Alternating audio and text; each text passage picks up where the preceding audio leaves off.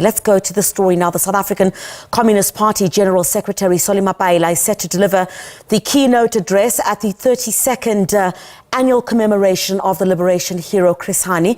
This provincial event will take place in Mahikeng and is meant to honor the legacy of the slain SACP leader. Let's go now to Zebilon Maine, SABC News reporter. Zebilon, thank you very much indeed for joining us. We're expecting quite a number of these events to be taking place, around the country, looking and remembering the life and times of Chris Hani. And, what's to be said of, at this particular point, where South Africa is? Would Chris Hani be happy about the state of South Africa? We're expecting, a lot to be said at this event about what's expected to take place and, of course, how we remember this great icon.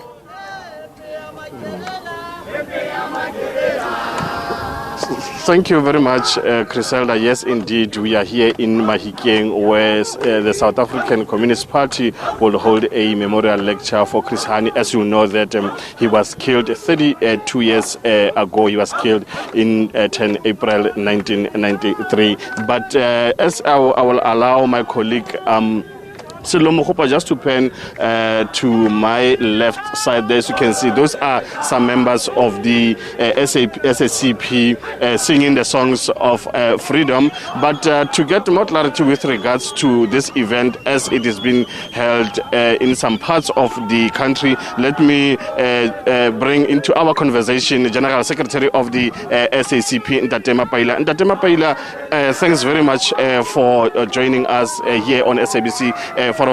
You are busy crisscrossing the country, celebrating the life of Chris Hani. Do you think that with regards to the state of affairs in South Africa, do you think that Chris Hani will be happy about what is happening currently in the country? Well, we can't be prophetic about what Comrade Chris would have said, but what he stood for is not what is happening now in our country, in a sense that Chris, when he explained in simple language the struggle for socialism, he was talking about decent housing for the people, health for all our people, clean drinking water for all our people, and education for all our people, and that we should control the tyranny of the market, the oppression of our people by the capitalist system. All this still exists. So essentially we'll continue in the front line to fight against capitalism, which has hijacked our state system. That's why the state, even though it can profess to be working for the people, will not be able to achieve all these objectives as long as it is subjugated or it's undermined by capital, or it's under capital, under the control of capital. From a policy point of view, how government makes laws, they make laws to favor capital, not laws to favor the people and to control capital. So that's part of the problem.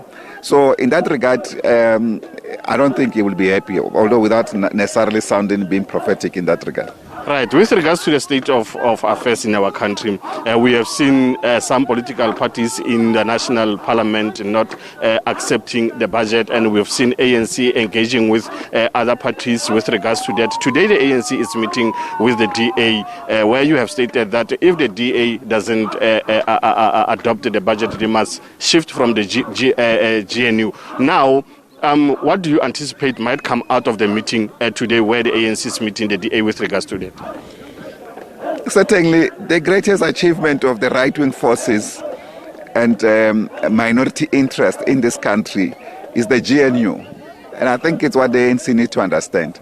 That's why the DA will never leave the GNU. They've made a major achievement. And for the ANC not to appreciate that, it still boggles our mind. But nonetheless, they are working on a framework so-called to stabilize the market, to stabilize the economy. What stabilization when our people are living in a crisis economy every single day? They cannot afford food, basic lifestyles, transport, energy, water, everything they can't afford. So the people are already living in a crisis. So there's no stabilization. So the DA doesn't bring any form of stabilization. On the contrary, it worsens the living conditions of the majority of our people. It represents a small minority elite politically that is connected now into the state system and connected to capital and controlled by capital. That is it's evidence that everybody knows about. We have spoken about it. You can look into the IEC political party funding, who funds them, and their associated parties that are trying to destroy the liberation movement, and particularly our revolution, which sought to remove our people from the tyranny of the market. So whatever the negotiations are taking place, certainly is not going to be in the best interest of the people of this country. But we need to pass the budget. The DA has brought in many other items. I don't know why the ANC is not talking about these questions to the people of South Africa. They are demanding things that are not related much with the budget. They're just playing hard politics, and they must be given hard responses. So, for instance, they are fighting against the introduction of national health insurance, which will guarantee universal health care for all our people, where access to health will be free at the point of service. This is very, very important for all our people who cannot access healthcare for a variety of reasons, but largely because of the cost of healthcare in our country. They are rejecting that. They are rejecting access to education by our people, our children, everywhere at the nearest school possible. They are rejecting that to preserve white privileges that has made them continue to control our economy. So they are putting this as part of their conditions for them accepting the budget. The issue of the VAT that they've raised, we have opposed the VAT ourselves. They are not opposing the VAT in principle. They are opposing the VAT as a political statement because they are trying to reach out to the poor in this country. But they are not an organization that represents the interests of the poor. So we don't really, we have said the ANC should actually welcome that they've removed themselves out of the GNU, the DA, but the ANC is busy chasing them. There's no reason for them to be chased, so they should be allowed to go. But nonetheless, we understand this is the elite pact, political elite pact that seeks to maintain capitalism in this country, continue the oppression of our people, make politics the living policy of our people, in which there can be no revolution. We need in this country a mass revolution to remove capitalism and the capitalist organizations in this country. Thank you very much. That is the General Secretary of the SACP, Solly Mapaila, talking about that Chris Hani will not be happy about the state of governance in our country. But the event is not yet started. It will start very soon. As you can see, there are some other ANC Youth League members and also SACP members coming into the yard. And with that, back to you in studio, Griselda.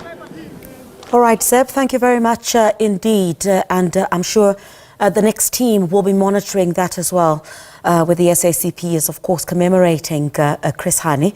Zebilon Maine is live to us there talking to us about the 32nd Annual Commemoration.